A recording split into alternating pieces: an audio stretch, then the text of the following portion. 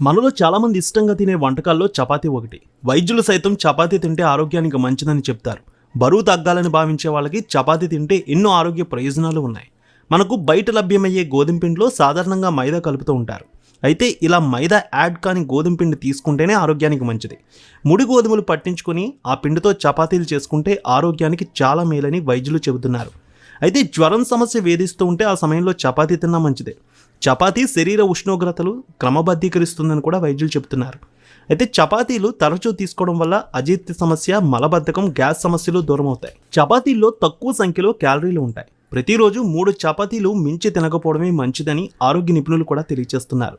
గోధుమ పిండిలో vitamin B, copper, అలాగే iodine, zinc, manganese, silicon, arsenic, chlorine, sulphur, potassium, magnesium, calcium ఇలా అనేకమైనటువంటి పోషకాలు, మినరల్స్ ఉంటాయి.